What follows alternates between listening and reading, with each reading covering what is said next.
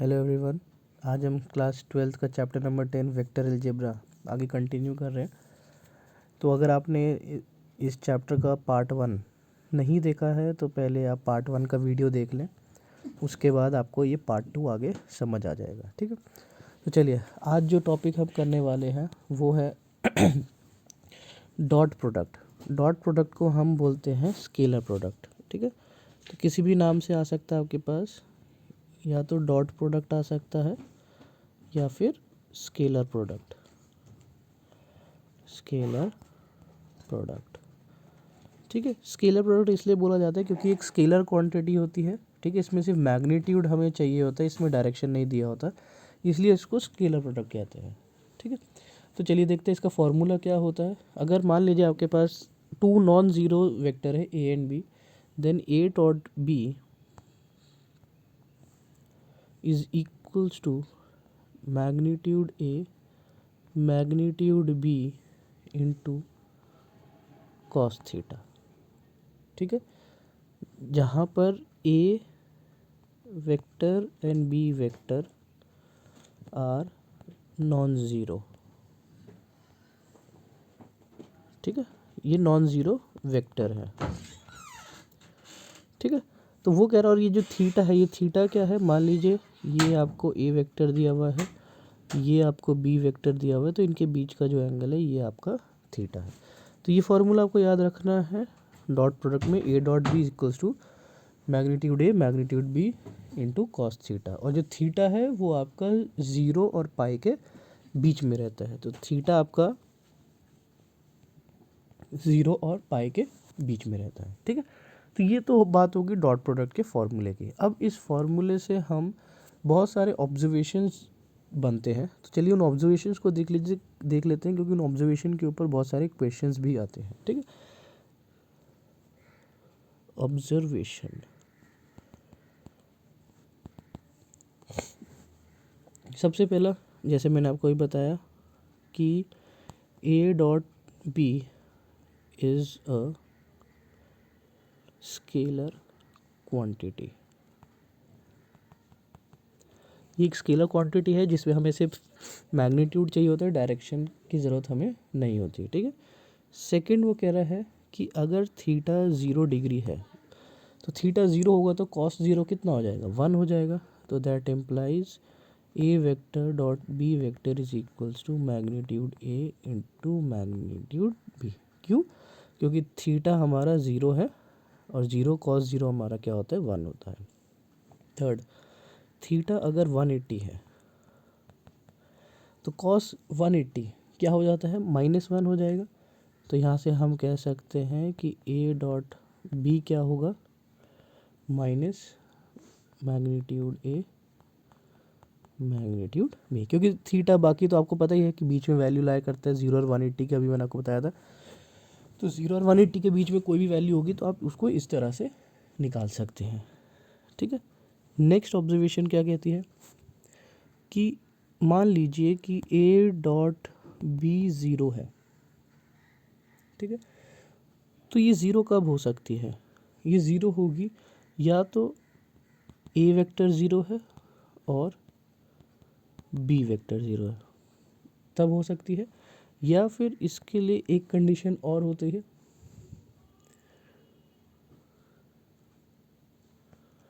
Cos theta आपका 0 है। ये कब होता है, when theta is equals to π/2। ठीक है, और π/2 होगा तो यहाँ से हम कह सकते हैं कि A vector is perpendicular to B vector. तो ये चीज़ आपको याद रखनी है कि इन केस अगर वो पूछे कि परपेंडिकुलर कब हो सकते हैं वेक्टर्स, तो आपको ये चीज़ बताना है कि जब थीटा 90 डिग्री का होगा तो ये परपेंडिकुलर हो जाएंगे। ठीक है, तो अब ये दोनों चीज़ क्लियर हो गई आपको। नेक्स्ट ऑब्जर्वेशन,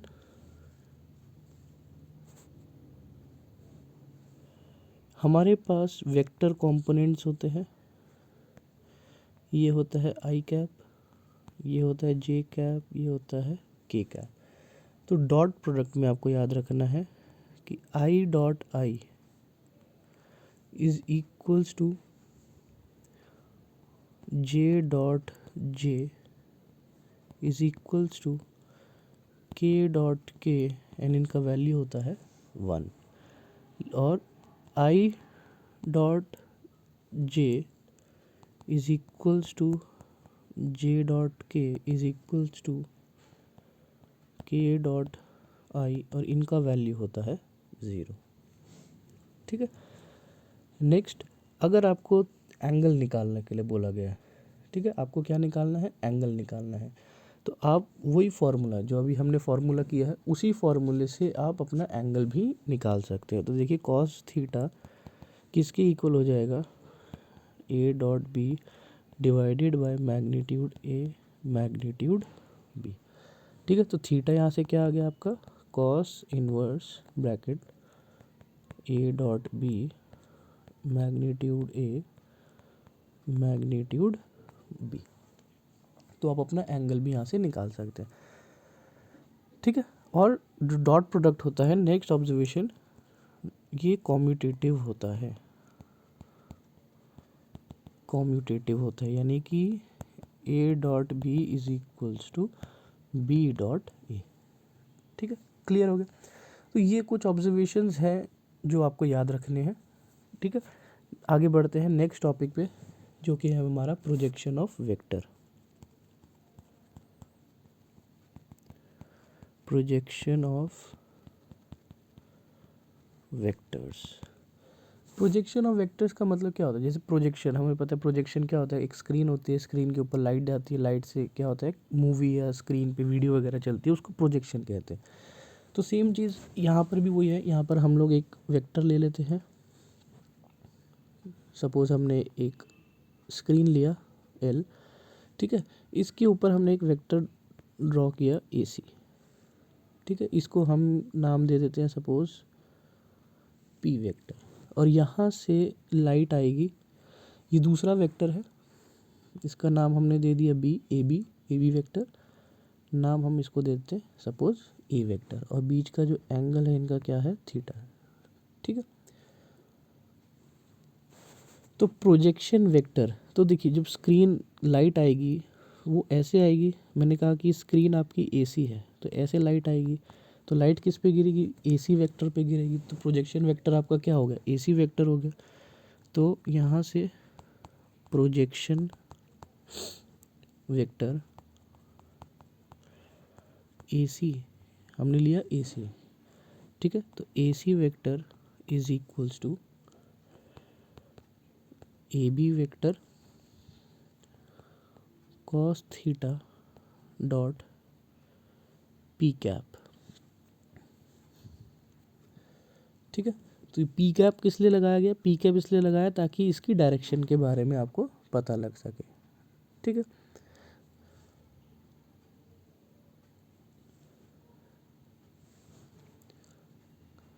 देखिए जो प्रोजेक्शन है,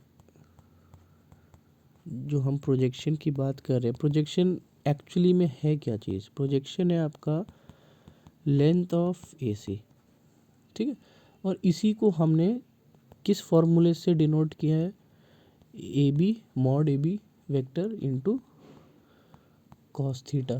ठीक है, और अगर जैसे मैंने ए बी को ए वेक्टर से भी डिनोट किया तो मैं इसको ऐसे भी लिख सकता हूँ, ए वेक्टर कॉस थीटा। ठीक है ना, तो ये तो प्रोजेक्शन की बात हो गई। और जैसे कि प्रोजेक्शन वेक्टर की बात करेंगे तो हम इसके साथ क्या लगा देंगे, पी कैप लगा देंगे। क्लियर है। नेक्स्ट आता है आपका projection of A on B. इसी में projection of A vector on B vector, इसको आप कैसे लिखेंगे, इसका फॉर्मूला होता है ए वेक्टर डॉट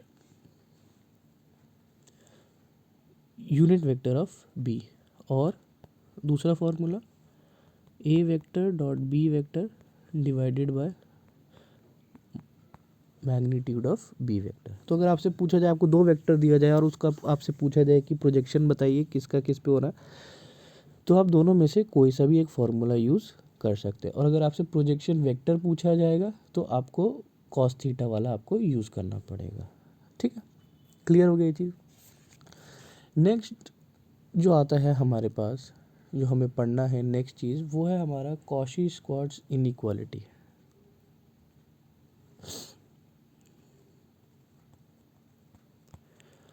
कॉशी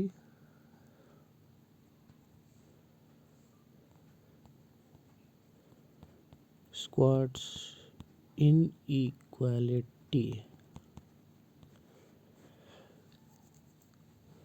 देखिए प्रोजेक्शन और इन डॉट प्रोडक्ट के ऊपर जब हम एक्सरसाइज करेंगे तो आपको और ज़्यादा क्लियर हो जाएगा, ठीक है। अभी फ़िलहाल आप फार्मूला याद रखिएगा।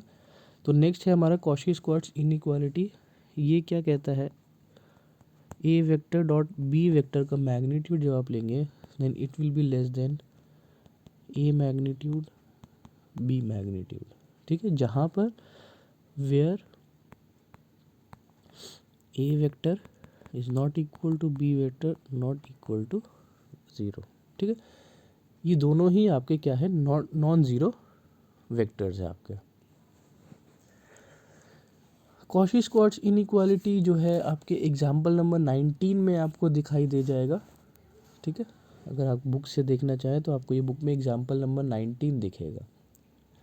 तो चलिए इसको प्रूफ करने के लिए देख लेते हैं। वैसे तो इसका प्रूफ कभी कभी एक नंबर में आता है लेकिन बहुत कम आता है, रेयर आता है, लेकिन चलिए फिर भी प्रूफ हम कर लेते हैं। तो वो कहते हैं कि ए डॉट बी अगर मेरे को निकालना है तो अभी अभी जो मैंने फार्मूला पढ़ा है वो क्या होगा, magnitude A magnitude B cos theta होगा, ठीक है। वहीं पे मैंने अभी अभी पढ़ा है कॉस थीटा क्या होता है। कॉस थीटा, अभी कॉस थीटा निकालना होगा तो कॉस थीटा क्या हो जाएगा, this will be equal to A dot B by magnitude A magnitude B, ठीक है।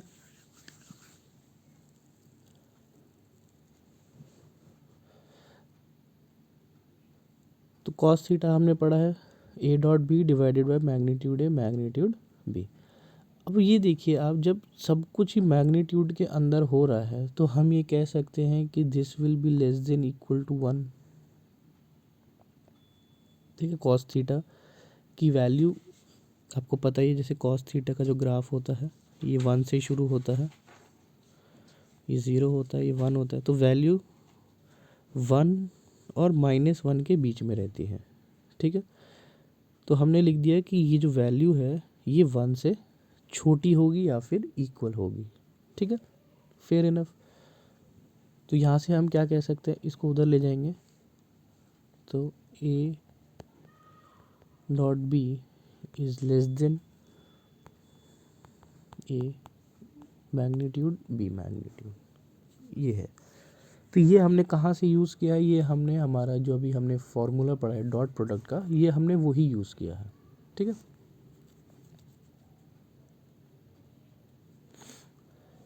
नेक्स्ट जो हमें पढ़ना है वो है ट्रायंगुलर इनइक्वालिटी।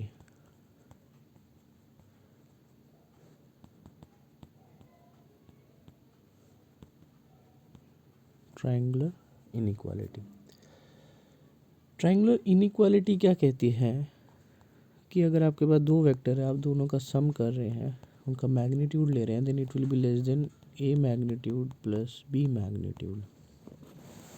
यहाँ पर obviously where A vector is not equal to 0 and this is not equal to B vector, यानी दोनों ही नॉन ज़ीरो है आपके,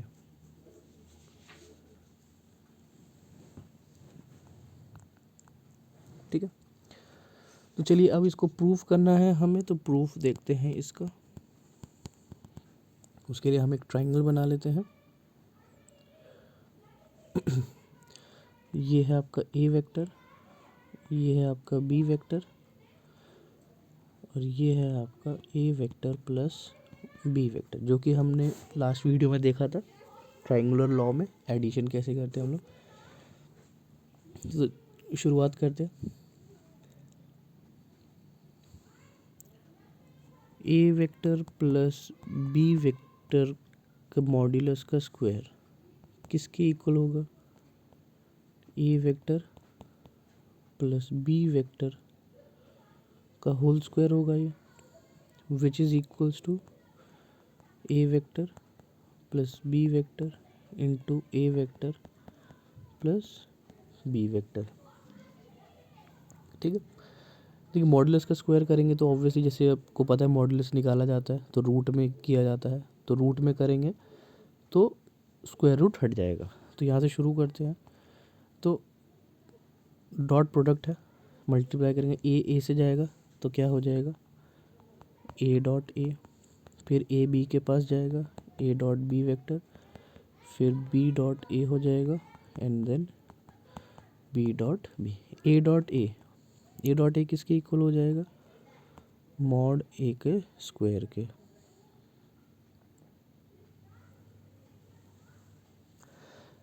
अब ए डॉट ए मॉड ए का स्क्वायर क्यों आया, यहाँ पे क्वेश्चन उठता है।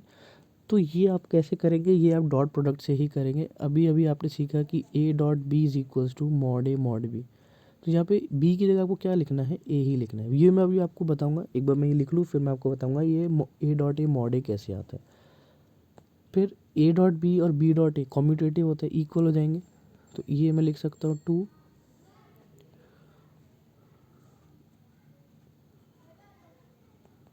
ए डॉट बी और ये हो गया आपका बी वेक्टर का स्क्वायर। ठीक है, क्लियर है यहाँ तक। अब मैं आपको बताया तो कि ये इक्वल के A dot A is equals to mod A, ये कैसे आता है। देखिए अभी अभी आपने डॉट प्रोडक्ट सीखा है, ये फॉर्मूला होता है, ठीक है, जहाँ पे थीटा जो है इन दोनों के बीच का एंगल होता है। ये ए वेक्टर होता है, ये बी वेक्टर होता है। तो अब वो कह रहा है कि बी की जगह क्या है, ए वेक्टर ही है, यानी ए वेक्टर के साथ है। तो यानी एंगल बनेगा ही नहीं, एंगल नहीं बनेगा, यानी कि एंगल क्या हो गया, 0 डिग्री। तो यानी हम क्या लिखेंगे, A vector dot A vector is equals to mod A, क्योंकि बी की जगह ए लिख दिया और एंगल 0 है तो कॉस 0 क्या होता है, 1 होता है। तो ये क्या हो गया, ए वेक्टर का स्क्वायर। तो इसलिए याद रखना आपको, ए डॉट ए हमेशा क्या होगा, मॉड्यूलस उसका स्क्वायर हो जाएगा। ठीक है, तो हमारे पास अभी अभी एक रिजल्ट आया, A vector plus B vector का square is equals to mod A square plus 2 A dot B plus mod B का स्क्वायर। ठीक है, अब देखिए, अब मेरे को क्या करना है, मेरे को एक प्रॉपर्टी पता है कि x is always less than modulus x for all x belonging to r। ये एक प्रॉपर्टी है जो मेरे को पता है। 1 जो है, कोई भी नंबर अपने मॉड्यूलस से हमेशा छोटा होगा या फिर लेस देन इक्वल होगा। ठीक है, तो ये प्रॉपर्टी हम यहाँ लगाएंगे तो हम ये कह सकते हैं this is less than equal to mod A square plus 2 mod A dot B plus B का स्क्वायर। क्लियर है। अब जो अभी अभी हमने कॉची-स्क्वार्ट्ज इनइक्वालिटी करी है उसमें modulus of A dot B किससे लेस देन है, this is less than plus 2 mod A mod B plus this. ये कैसे आया, फ्रॉम कॉची स्क्वार्ट्ज इनइक्वालिटी। ठीक है, अभी अभी हमने पढ़ा। तो हम इसके लिए ऑपरेट कर रहे हैं, जो भी ऑपरेशन किया जा रहा है वो यहाँ हो रहा है, बाकी सब कुछ सेम है। ठीक है, तो ये देख सकते हैं आप किसका इक्वल हो गया, मॉड ए का स्क्वायर प्लस मॉड बी का square plus 2 mod A mod B. तो ये क्या बन रहा है, this is equals to mod A plus mod B का स्क्वायर। और यही हमें प्रूव करना था। तो that implies A plus B का mod is less than equals to mod A plus mod B. ठीक है, दोनों तरफ से स्क्वायर हट जाएगा तो ये हमारे पास फाइनल रिजल्ट आ जाएगा। तो आई होप ये दोनों चीज़ आपको क्लियर होगी। नेक्स्ट, इस इसी से ट्रायंगल इनइक्वालिटी से हमें एक रिजल्ट मिलता है, ठीक। स्पेशल कंडीशन है ट्रायंगल इनइक्वालिटी की।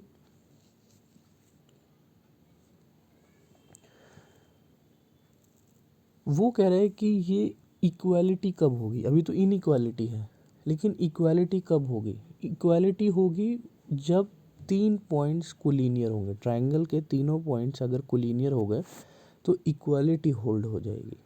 यानी कि वो कह रहा है if A B C are collinear, अगर तीनों पॉइंट कोलिनियर है तो ये क्या कह रहा है, ये इक्वालिटी होल्ड करेगी, will be equal to A plus B and vice versa.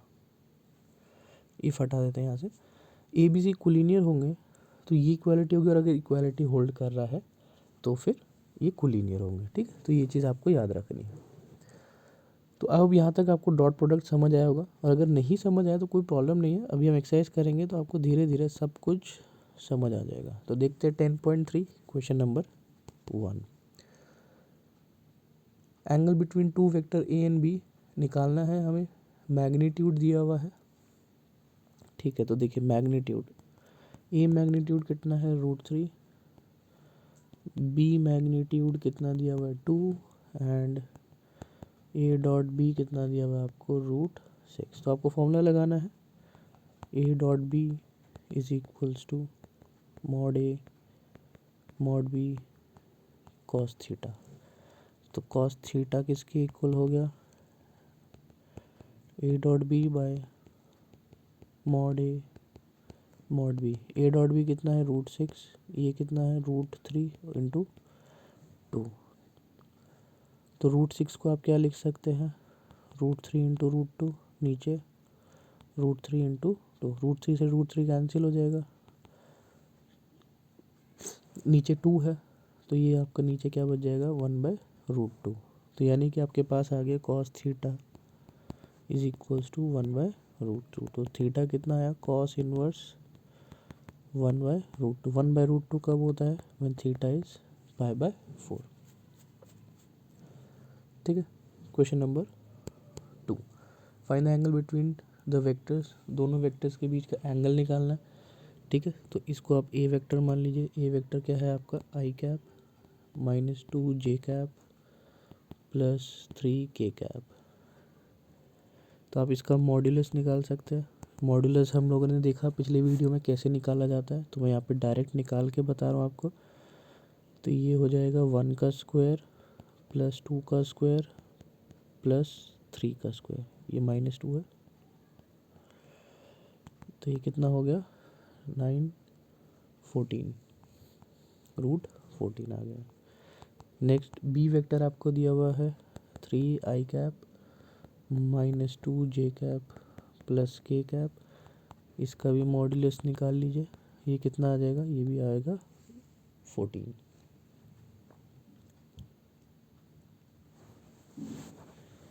Next अब आपको निकालना है ए डॉट बी।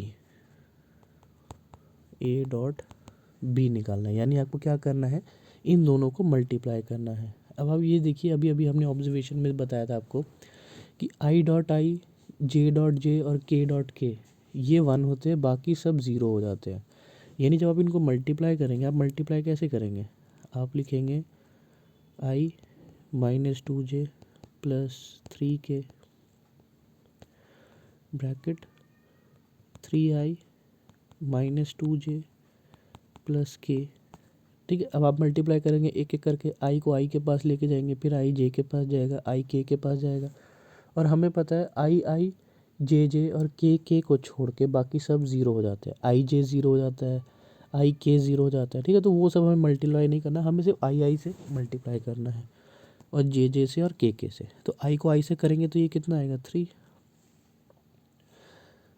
नेक्स्ट 2 को 2 से किया 4, एंड 3 को 1 से किया 3, तो कितना हो गया ये हो गया आपका 10। अब फॉर्मूला लगाइए,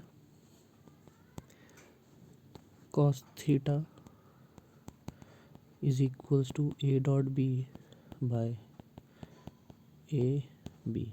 तो ये हो गया 10√14 इंटू √14, कितना हो गया ये 10/14, कैंसिल करेंगे 5/7। तो थीटा कितना आ गया आपका, कॉस इनवर्स 5/7। सिंपल है। नेक्स्ट आगे बढ़ते हैं। Question number 3, projection of vector this on this. एक वेक्टर का दूसरे वेक्टर पे प्रोजेक्शन निकालना है। ए दिया हुआ है आपको I cap minus J cap, B दिया हुआ है I cap plus J cap. Projection कैसे निकाला जाता है, A vector dot B vector by mod B. तो इनको मल्टीप्लाई करेंगे, ए डॉट बी निकाल लेते हैं 1 1,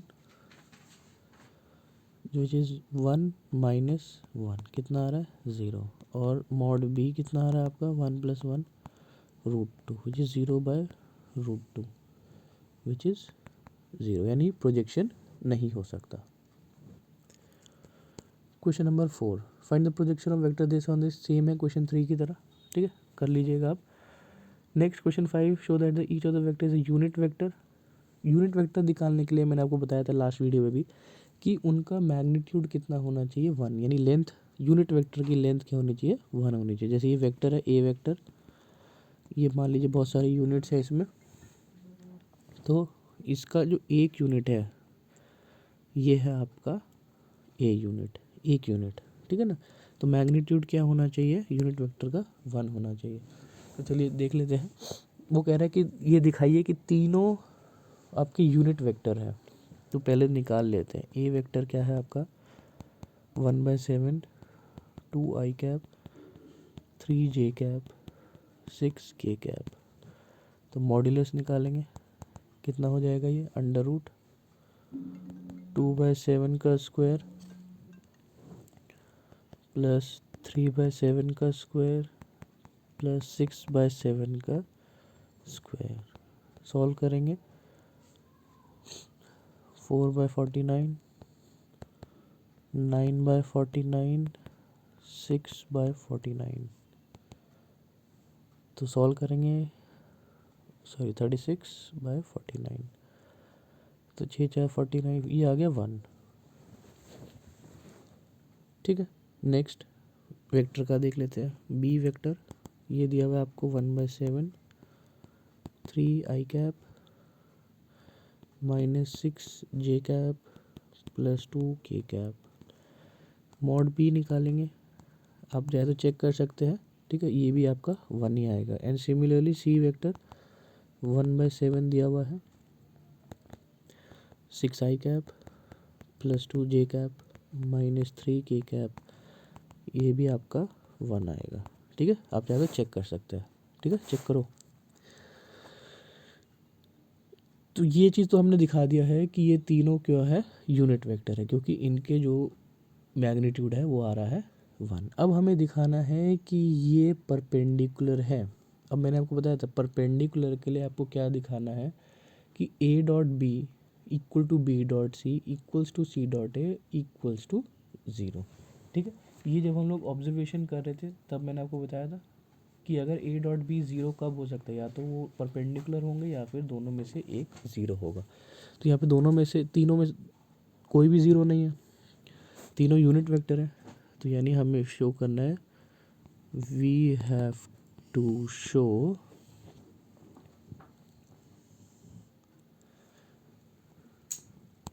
ए dot B equals to B dot C equals to C dot A equals to 0।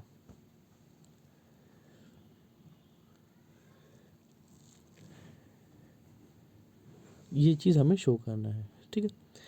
अब आप ये देखिए, क्योंकि ये एक यूनिट वेक्टर है, ठीक है, अभी अभी हमने प्रूव कर दिया है कि ये एक यूनिट वेक्टर है। तो यूनिट वेक्टर से क्या होता है, ये वाला जो स्टेप है ये आपका ऑटोमेटिकली प्रूव हो जाता है, ठीक है ना। तो ये स्टेटमेंट आपका प्रूव हो गया, ठीक है। Since A B and C are unit vectors. ठीक है, तो ये लाइन चाहे तो आप काट सकते हैं, ये वाली लाइन लिखने की ज़रूरत नहीं है, वी हैव टू शो। आप सिंपल लिखिए A dot B is equals to B dot C is equals to C dot A is equals to 0 since A B C are unit vectors. Clear? Next आगे बढ़ते हैं question number 6 पे। आपको mod A mod B निकालना है if A plus B dot A minus B दिया हुआ है आपको। ठीक है, देखिए वो क्या कह रहा है, ए प्लस बी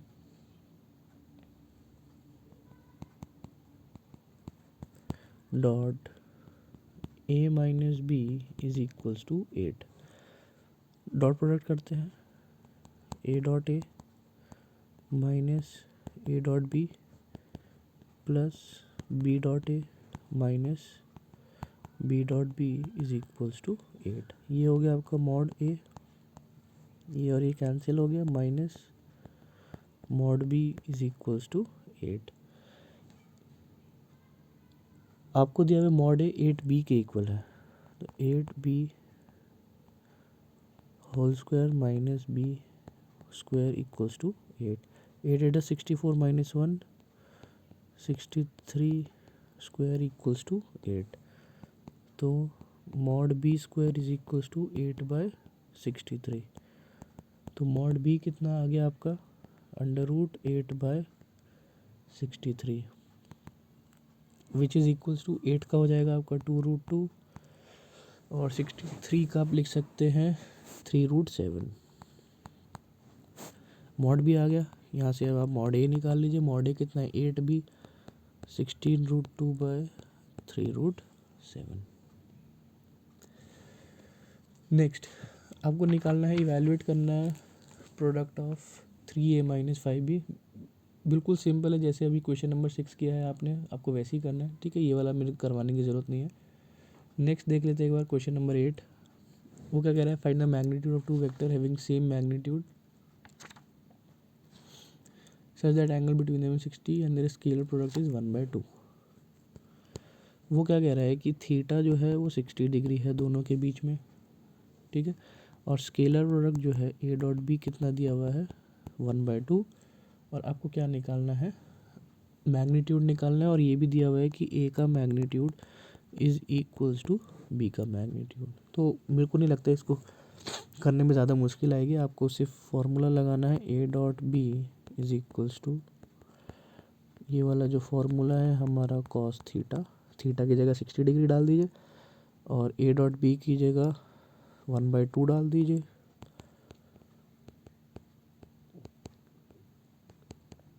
ठीक है ना, स्क्वायर कर दिए क्योंकि ए और बी का मैग्नीट्यूड सेम है, ये कैंसिल हो गया। तो यहाँ से हम ये लिख सकते हैं मैग्नीट्यूड ए कितना है, 1 आया, तो मैग्नीट्यूड बी भी 1 हो जाएगा। नेक्स्ट क्वेश्चन नंबर 9, आपको एक्स मैग्नीट्यूड निकालना है। If for a unit vector A जो है यूनिट वेक्टर है और आपको डॉट प्रोडक्ट दिया हुआ है। ठीक है, सिंपल है ये वाला क्वेश्चन भी, आपको सिर्फ डॉट प्रोडक्ट निकालना है।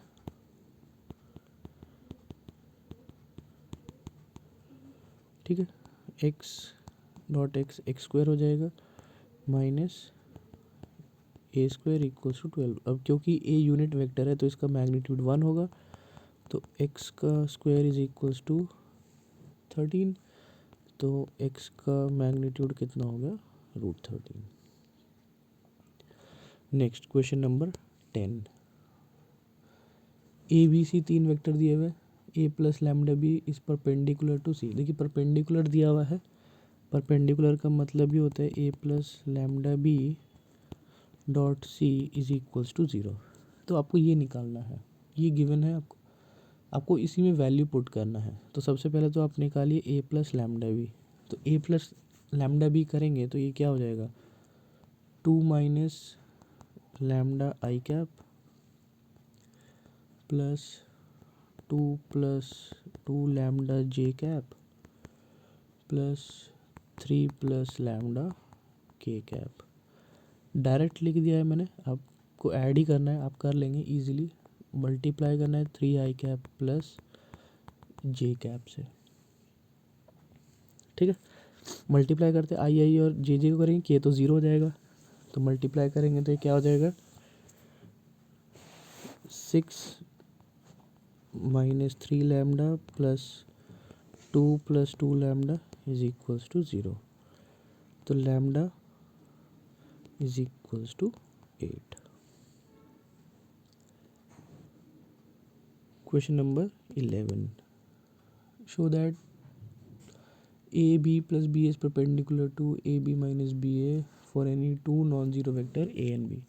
यानी आपको दोनों का डॉट प्रोडक्ट जो है वो ज़ीरो दिखाना है। किस किस का, magnitude A B plus magnitude B A, इसको डॉट प्रोडक्ट करना है A B minus B A से। तो चलिए इसको कर देते हैं। ए को ए से करेंगे मॉड ए का स्क्वायर, बी को बी से करेंगे तो B dot B minus mod A mod B B A plus B A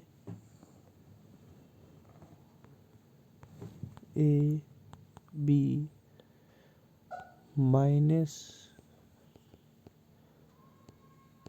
A dot A. तो अब ये देखिए, ये वाला जो है ये तो सेम है एज इट इज़ है, तो ये कैंसिल हो जाएगा। आपके पास क्या बचा, आपके पास बचा है मॉड ए का स्क्वायर मॉड बी का स्क्वायर माइनस मॉड ए का स्क्वायर मॉड बी का स्क्वायर, ये और ये कैंसिल हो गया, आंसर आ गया आपका 0। नेक्स्ट क्वेश्चन नंबर 12, उसमें पूछा है कि आप बी वेक्टर के बारे में क्या कह सकते हैं, जबकि आपको दिया हुआ है ए डॉट ए वेक्टर 0 है और ए डॉट बी वेक्टर भी 0 है, ठीक है। तो देखिए ए डॉट ए 0 है, यानी कि हम कह सकते हैं कि इसका मैग्नीट्यूड भी क्या रहेगा 0 रहेगा, ठीक है। तो अगर इसका मैग्नीट्यूड 0 है, ठीक है, तो यहाँ से हम कह सकते हैं, यहाँ पे मैंने आपको दो कंडीशन बताई थी कि ए डॉट बी 0 कब होता है, या तो ए 0 होगा या फिर बी 0 होगा, ठीक है। तो यहाँ से देखिए ए 0 आ गया हमारे पास क्योंकि इसका मैग्नीट्यूड 0 हो गया, तो यानी ए 0 है, तो therefore B can be any vector, ठीक है। दोनों में से एक को 0 होना चाहिए और वो ए हमारा 0 आ गया है। क्वेश्चन नंबर 13 देखते हैं, A B C are unit vector such that A plus B plus C 0 दिया हुआ, फाइंड द वैल्यू ऑफ, ठीक। तो देखिए इसमें यूनिट वेक्टर दिया हुआ, यानी इन सबका मॉड्यूलस क्या होगा 1 होगा। तो आपको क्या निकालना है, आप इस चीज़ को निकालिए, ए प्लस बी प्लस सी का होल स्क्वायर निकालिए, ठीक। होल स्क्वायर का मतलब क्या है, A plus B plus C dot A plus B plus C. Solve करेंगे इसको, ए को ऐसे किया A square plus B square plus C square plus 2 A B plus B C plus C A, ठीक है। और इन तीनों का मॉड क्या है 1 1 है, दे रखा है आपको क्योंकि ये यूनिट वेक्टर्स है, ठीक है। और साथ ही आपको दिया हुआ है ए प्लस बी प्लस सी, ये वाला जो वैल्यू है ये 0 है, तो ये तो 0 हो गया। तो आपको मिला 0 equals to 1 plus 1 plus 1 plus 2 आपका जो क्वेश्चन है, ठीक है। यहाँ पे मैं क्वेश्चन लिख रहा हूँ एज इट इज़, ठीक है। तो ये आपको क्या मिल गया, तो question is equals to -3/2। Next question number 14, if either A और B is 0 then A dot B is 0, ठीक है, but is a converse true? तो इसके लिए आपको दो वेक्टर्स ढूंढने पड़ेंगे, ठीक है। मान लीजिए एक वेक्टर आपने ले लिया 2i + 4j + 3k, या आप कोई भी वेक्टर बनाइए अपने हिसाब से, ठीक है। तो ए डॉट बी को ज़ीरो करने के लिए सबसे पहले आपको दिखाना है कि ए डॉट बी ज़ीरो है। ए डॉट बी ज़ीरो कब आएगा? जब आप उनको मल्टीप्लाई करेंगे, ठीक है। तो आपको ऐसा ही एक और वेक्टर ढूंढना है कि जब आप उसको मल्टीप्लाई करेंगे तो आप उसको ज़ीरो कर देंगे, ठीक है। तो जो आपने लिखा है उसको थोड़ा चेंज कर देते हैं। 3i, 3 × 2 क्या हो जाएगा? 6 हो जाएगा। 3j, 4 × 3 क्या हो जाएगा? 12।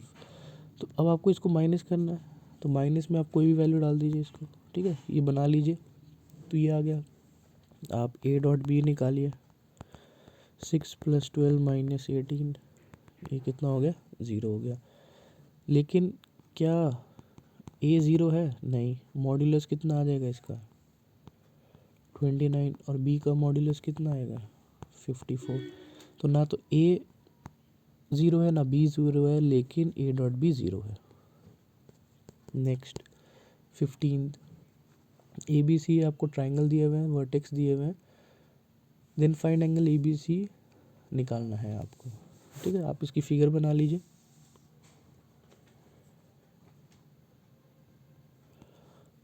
ए बी सी 1 2 3 -1 0 0 0 1 2,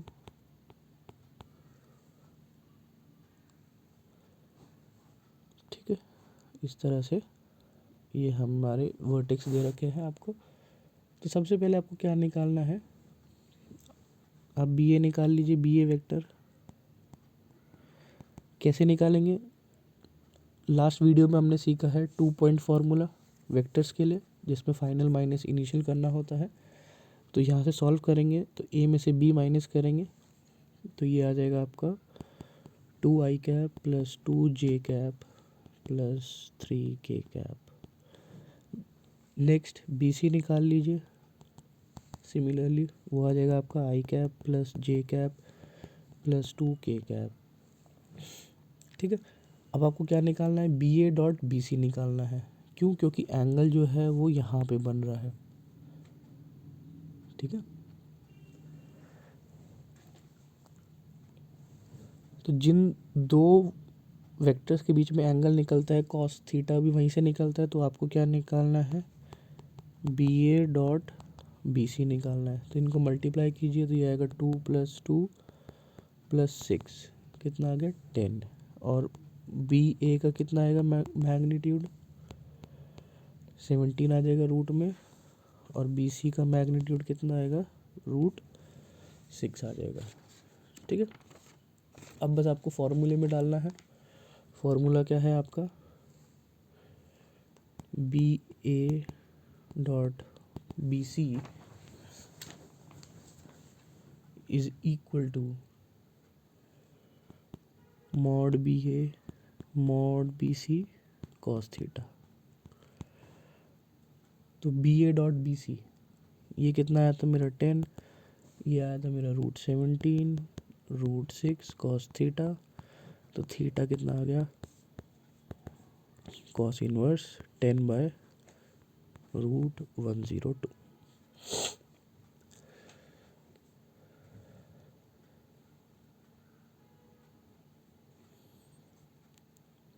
अच्छा, क्वेश्चन नंबर 16 बीच में मिस हो गया, मैं भी वही देख रहा था। तो आपको दिखाना है कि A B C are collinear, ठीक है। ए बी सी कोलिनियर दिखाने हैं, तो उसके लिए आपको क्या करना पड़ेगा? आपको दिखाना पड़ेगा कि क्वेश्चन नंबर 16 में, मैं सॉल्व नहीं करूँगा, वैसे आपको बताया तो आपको क्या दिखाना है? कोलिनियर दिखाना है। ये दिखाना है कि ये ए बी सी जो है वो तीनों एक ही स्ट्रेट लाइन पे लाई करते हैं।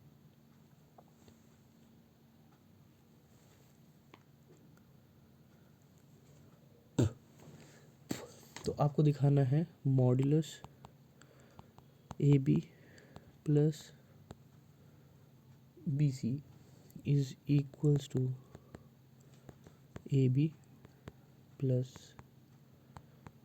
बी सी, ये कंडीशन अगर आप सेटिस्फाई कर देंगे तो आपका कोलिनियर प्रूफ हो जाएगा। ठीक है, तो ये था हमारा एक्सरसाइज 10.3 जिसमें हमने डॉट प्रोडक्ट के बारे में सीखा था। नेक्स्ट हम सीखेंगे अब क्रॉस प्रोडक्ट।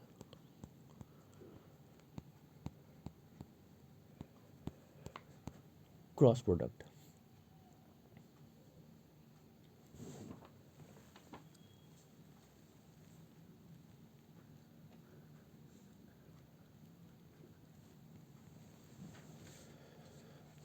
क्रॉस प्रोडक्ट क्या कहता है? मान लीजिए आपके पास दो वेक्टर है, A vector and B vector, और इनके बीच में एंगल है थीटा। तो क्रॉस प्रोडक्ट जो है ये आपका एक वेक्टर क्वांटिटी है। ठीक है, अभी तक हमने स्केलर क्वांटिटी की थी जिसमें हमें सिर्फ मैग्नीट्यूड से मतलब था, लेकिन अब क्रॉस प्रोडक्ट कर रहे हैं तो ये एक वेक्टर क्वांटिटी है, तो हमें इसमें डायरेक्शन भी चाहिए होगी। तो डायरेक्शन जो देगा वो, उसका नाम हमने दे दिया है एन कैप। ठीक है, तो पहले फॉर्मूला लिख के बताता हूँ, फिर बताऊंगा ये आया कैसे। A cross B is equals to A mod B sine theta N cap. ठीक है, ये दोनों क्या है? ये दोनों आपके वेक्टर है। ये दोनों क्या दे रहा है आपको? मैग्नीट्यूड दे रहा है, सर यहाँ तक। और ये आपको क्या देगा? डायरेक्शन देगा। इसलिए ये एक वेक्टर क्वांटिटी है। ठीक है, अब ये डायरेक्शन कैसे आती है ये मैं आपको बताता हूँ। इस डायरेक्शन को लाने के लिए हमारे पास एक रूल होता है, थंब रूल। ठीक है, राइट हैंड थंब रूल। ये क्या कहता है? मान लीजिए आपके पास दो वेक्टर है कोई से भी, जैसे अभी लिया था हमने ए वेक्टर बी वेक्टर। अब वो कह रहा है कि आपको क्या करना है, किसी भी एक वेक्टर के, जैसे ए है मान लीजिए, तो ए के डायरेक्शन में हम अपना पाम रखेंगे। तो जो मेरा हाथ होगा वो मेरा 4 उंगलियां इस तरह से रखी गई। ठीक है, ये मेरा हाथ है।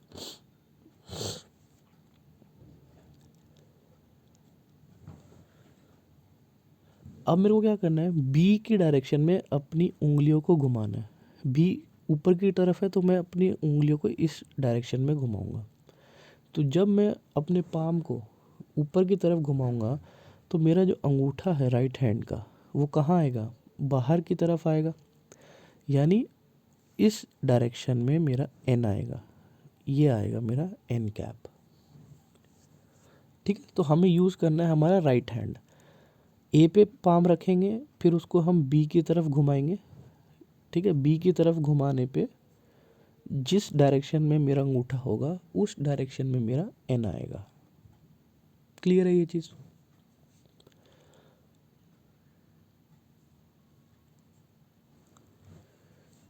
नेक्स्ट, यहाँ से कुछ रिजल्ट्स हैं जो हमें याद रखने हैं। सबसे पहला, ए क्रॉस बी क्या है? Is a vector. Second, if A cross B zero है तो यहाँ से क्या कह सकते हैं? Either mod A is zero और मॉड बी इज़ ज़ीरो कह सकते हैं। या फिर हम कह सकते हैं कि एंगल ज़ीरो है। एंगल ज़ीरो कब होगा? साइन थीटा ज़ीरो हो जाएगा when theta is equals to N pi. N pi का मतलब या तो ज़ीरो हो सकता है या फिर 180 डिग्री हो सकता है। ठीक है, या फिर थर्ड कंक्लूजन हम कह सकते हैं कि अगर दोनों नॉन ज़ीरो हैं तो ये क्या होंगे? कोलिनियर होंगे, यानी कि A is parallel to B और कोलिनियर। ये तीन रिजल्ट आते हैं हमारे पास for A cross B equal to zero के लिए। ठीक है, नेक्स्ट रिजल्ट मेरे पास क्या आता है? A cross A is zero, A cross minus A is also zero. ठीक है, अगर ये ज़ीरो है तो ये कह सकते हैं कब ज़ीरो होगा, व्हेन थीटा इज़ 0 डिग्री, और ये कब होगा, व्हेन थीटा इज़ 180 डिग्री। ठीक है, next result, I cross I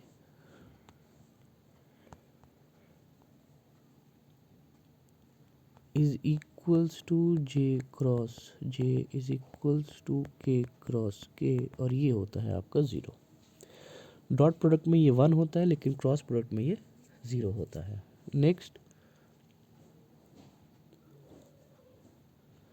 next result के लिए मैं एक साइकिल बनाता हूँ पहले, आई जे के। अगर आप क्लॉकवाइज इस तरह से घूमेंगे तो आपको नेगेटिव लेना है, और अगर आप एंटी क्लॉकवाइज घूमेंगे तो आपको पॉजिटिव लेना है। इसका मतलब क्या है, आई क्रॉस जे, आई से कहाँ गए, जे पे गए, यानी आप एंटी क्लॉकवाइज जा रहे हैं, तो आंसर क्या आएगा, पॉजिटिव के। नेक्स्ट, जे डॉट के, जे से के पे गए तो आपको क्या मिलेगा, पॉजिटिव आई। लेकिन अगर आप जा रहे हैं आई क्रॉस के, आई से के गए तो आपको नेगेटिव का जे मिलेगा। ठीक है, समझ रहे होंगे। तो ये दोनों साइकिल आपको याद रखनी है। अगर आप कर रहे हैं के क्रॉस जे, के से जे जाएंगे तो आपको क्या मिलेगा, माइनस का आई मिलेगा। ठीक है, तो ऐसे आप और भी निकाल सकते हैं। तो ये दोनों याद रखिएगा आप, clockwise and anti clockwise. Next result जो आता है वो आता है हमारा नॉट कॉम्यूटेटिव।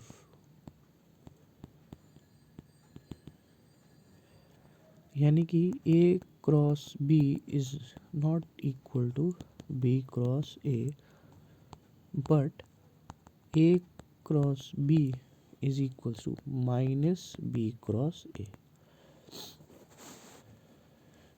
ठीक है, क्लियर हो गया। नेक्स्ट, अगर आपसे वो एंगल निकालने के लिए पूछे साइन थीटा, साइन थीटा किसके इक्वल हो जाएगा, mod A cross B by mod A mod B. ठीक है, next, area of triangle. Area of triangle, area of triangle जैसे मान लीजिए आपके पास ट्राइंगल है ए बी सी, ये हमने ए वेक्टर लिया है, ये हमने बी वेक्टर लिया है, और मान लीजिए ये इसकी हाइट है एच। ठीक है, ये एंगल है आपका थीटा।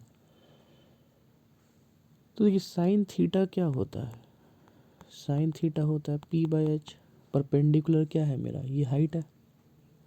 ठीक है, तो साइन थीटा मेरा होता है P by H.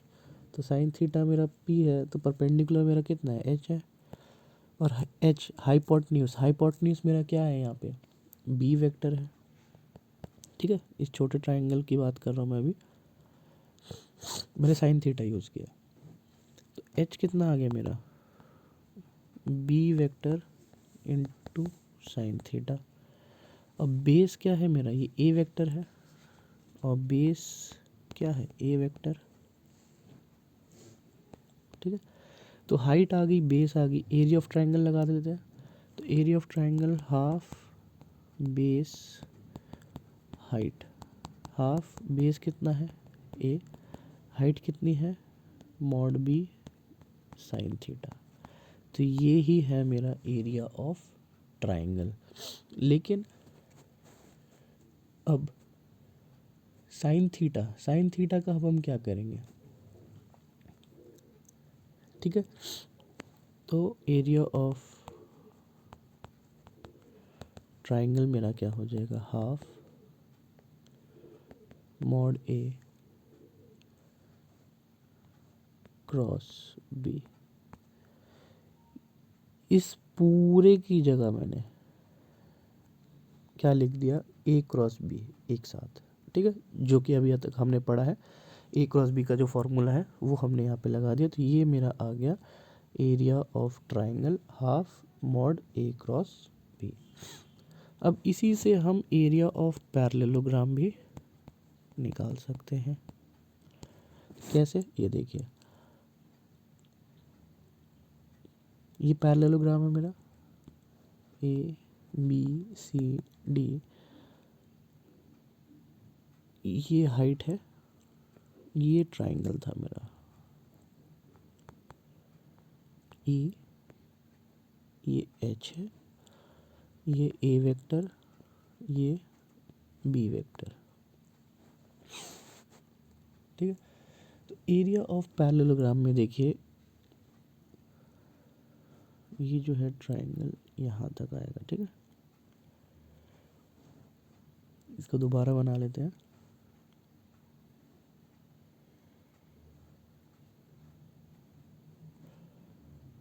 A B सी जो ट्राइंगल अभी हमने बनाया था वही है सेम, यहाँ पे डी लिख लेते हैं। ये हाइट है इसमें एच, ये आपका ए वेक्टर और ये आपका बी वेक्टर।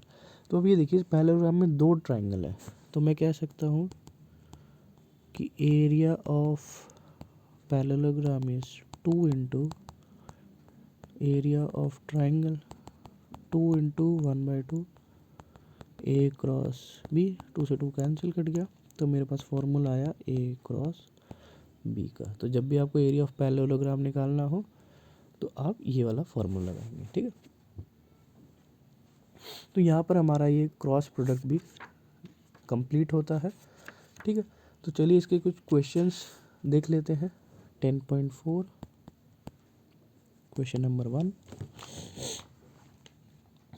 वो कह रहा है ए क्रॉस बी निकालना है, ए और बी आपको दिया हुआ है, ठीक है, सिंपल क्वेश्चन है, ए क्रॉस बी निकालना है। अब मैं आपको पहले ये बता दूँ ए क्रॉस बी कैसे निकालते हैं। ए डॉट बी तो आपने डायरेक्ट मल्टीप्लाई कर दिया था, लेकिन अगर यहाँ पर आप मल्टीप्लाई करेंगे तो आपको पता है आई डॉट आई, जे डॉट जे और के डॉट के क्या होता है, ज़ीरो होता है, और बाकियों को आपको मल्टीप्लाई करना पड़ेगा। तो उसको करने से अच्छा तरीका ये है, आप डिटर्मिनेंट वाला यूज़ करें, आई जे के, और आई के सारे कंपोनेंट लिख दीजिए ए के पहले, 1 -7 7, और फिर बी के लिख दीजिए 3 -2 2। सॉल्व करेंगे, आई -14 +14 माइनस जे, डिटर्मिनेंट यूज़ करेंगे पूरा, 2 -21 प्लस के कैप -2 + 21। तो ए क्रॉस बी आ गया आपके पास 19 जे कैप प्लस 19 के कैप। इसका मॉड्यूलस निकालेंगे, 19 स्क्वायर प्लस 19 स्क्वायर, 19 19 219 हो गया, तो इसको हम ऐसे लिख सकते हैं 19√2। सॉल्व हो गया। क्वेश्चन नंबर 2, आपको यूनिट वेक्टर निकालना है perpendicular to A plus B and A minus B, ठीक है। तो सबसे पहले तो आप ए प्लस बी निकालिए, ए प्लस बी कितना आएगा, 3 + 1 4 आई, 2 + 2 4 जे। अब निकालिए ए माइनस बी, ये कितना आ गया, 2i + 4 के कैप, ठीक है। इसको मान लीजिए आप पी वेक्टर, इसको मान लीजिए आप क्यू वेक्टर थोड़ी देर के लिए। तो अब आपको क्या निकालना है, एक ऐसा यूनिट वेक्टर निकालना है जो क्या होगा, इस perpendicular to each of them, ठीक है।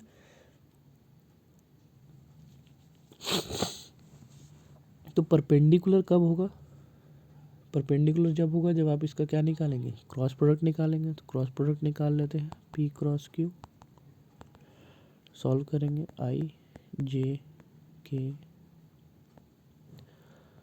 4 4 0 2 0 4, सॉल्व करेंगे पी क्रॉस क्यू। तो सॉल्व करने पे आपका आएगा 16 i cap minus 16 j cap minus 8 k cap. अब इसका मॉड निकालिए। 16 square plus 16 square minus 8 square, ये आएगा आपका √24, सॉरी 24। ठीक है,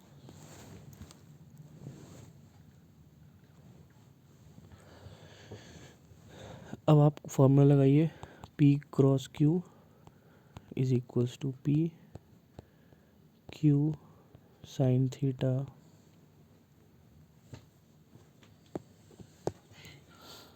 n कैप। क्योंकि परपेंडिकुलर है तो थीटा कितना हो जाएगा आपका 90 degree, and sine 90 is 1। P cross Q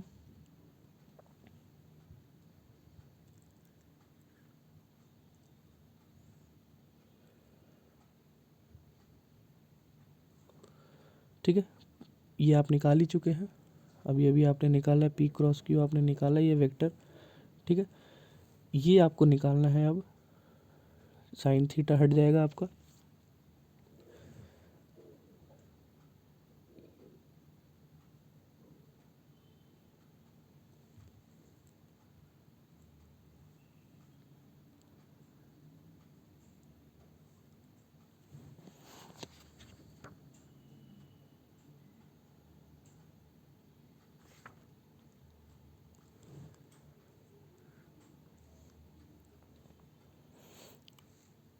तो ये आ गया आपका 16 i cap minus 16 j cap minus 8 k cap divided by 24।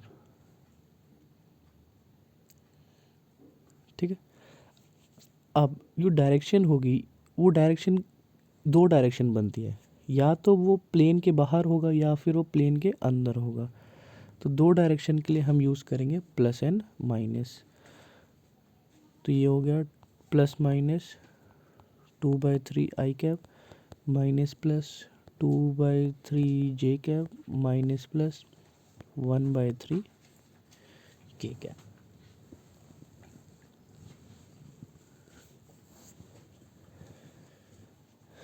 Clear है? नेक्स्ट आगे बढ़ते हैं। क्वेश्चन नंबर 3, वो कह रहा है कि यूनिट वेक्टर है ए जो कि एंगल बना रहा है π/3 एंड π/4 विद एंड थीटा। आपको ए के कंपोनेंट ढूंढने हैं। तो हम ले लेते हैं कि ए वेक्टर क्या है आपका, a1i plus a2j plus a3k। ठीक है, और क्योंकि ये एक यूनिट वेक्टर है तो इसका मैग्नीट्यूड क्या रहेगा, 1 रहेगा। ठीक है, अब ये जो एंगल बना रही है, एंगल क्या है, ये एंगल कुछ नहीं है, ये डायरेक्शन कोसाइंस है आपके। ठीक है, तो cos π/3 आपको बताया है, लास्ट वीडियो में मैंने आपको बताया था कि cos अल्फ़ा क्या होता है, x अपॉन मॉड ए। तो x क्या है यहाँ पे, a1 है, a1 upon mod A which is equals to a1। And cos π/3 कितना होता है, दिस इज़ 1/2। तो यहाँ से हम कह सकते हैं a1 is 1/2। Similarly cos π/4 is equals to a2, that implies a2 is equals to 1/√2 and cos theta is equals to a3। अब हम कंपोनेंट बनाते हैं।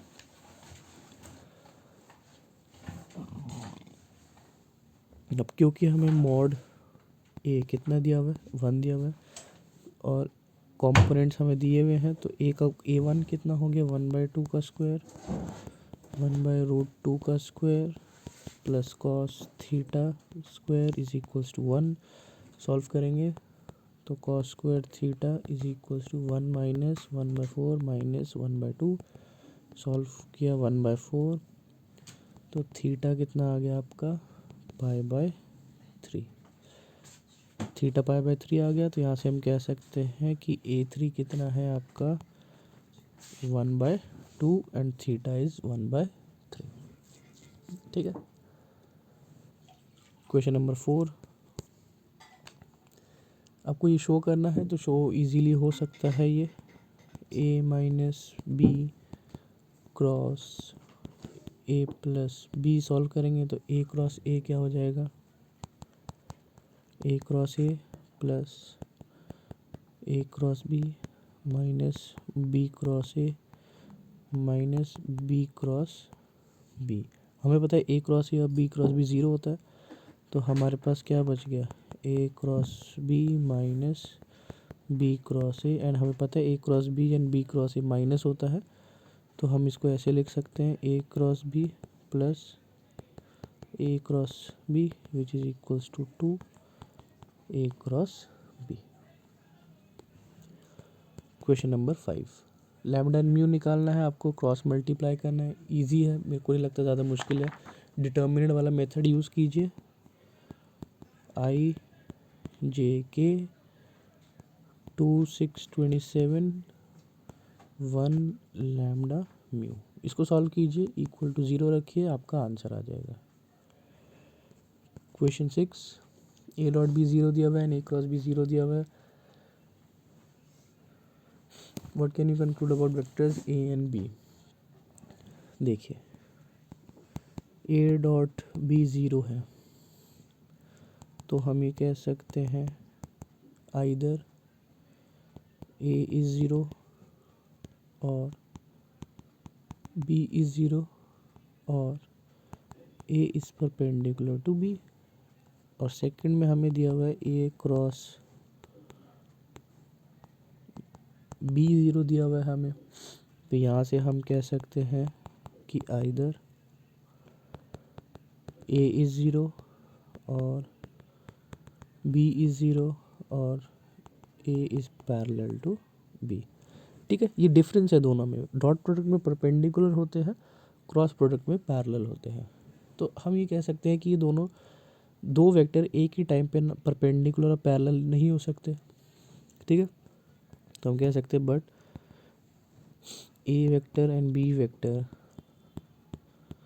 Can not be perpendicular and parallel at same time,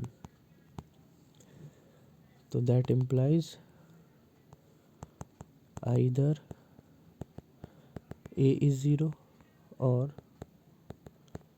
B is 0।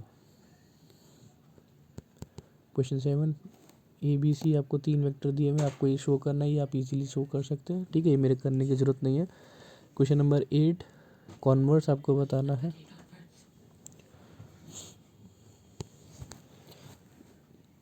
तो vector ले लेते हैं हम, vector मान लीजिए वही सेम प्रीवियस एग्जांपल ले लेते हैं, 2 + 3J + 4K, और B ले लेते हैं हम 4I + 6J + 8K।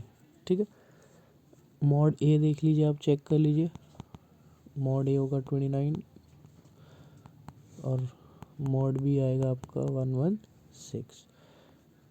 A cross B निकालिए सेम मेथड से, IJK 2 3 4 4 6 8। ठीक है, इसको सॉल्व कीजिए, ये आएगा आपका 0 वेक्टर के इक्वल। क्लियर है, नेक्स्ट आगे देखते हैं। क्वेश्चन 9 पूरा सॉल्व नहीं करूँगा, एरिया ऑफ ट्राइंगल पूछा है, half A cross B vector आपको सॉल्व करना है, जहाँ पे A और B में बताया तो आपका क्या है, ये ट्राइंगल है आपका ABC, ये वाला आपका A वेक्टर है and this is your B vector.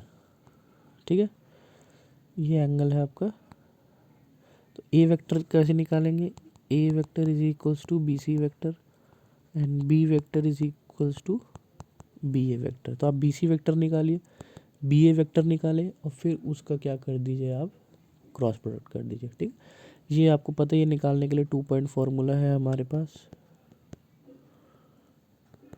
2 point formula, 2 point फार्मूले से आप इसको सॉल्व कर सकते हैं, ठीक है। Similarly question number 10, area of parallelogram निकालना है।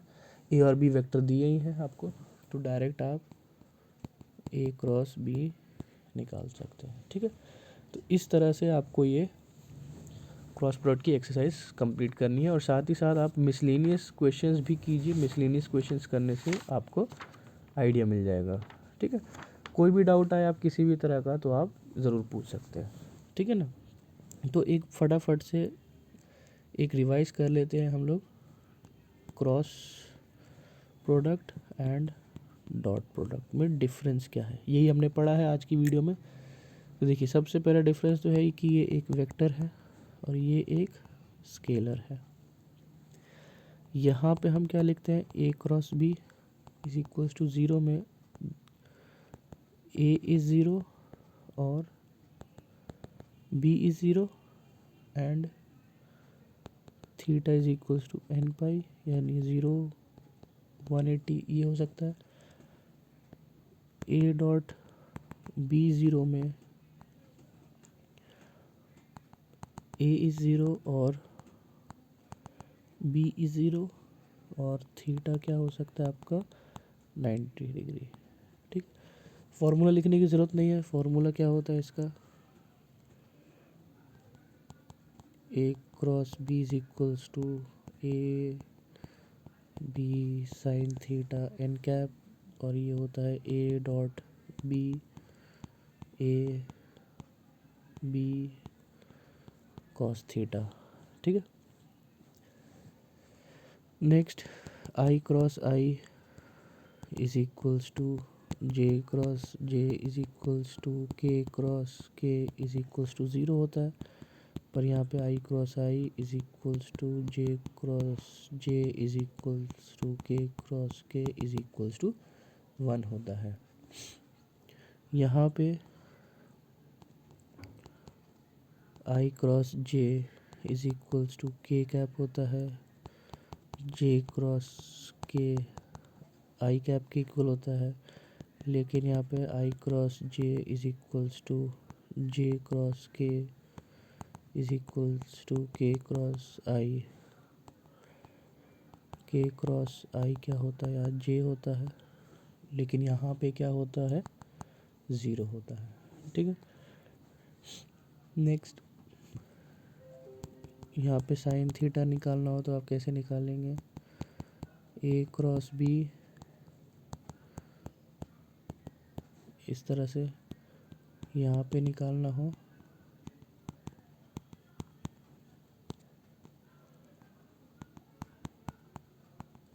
इस तरह से निकाल सकते हैं।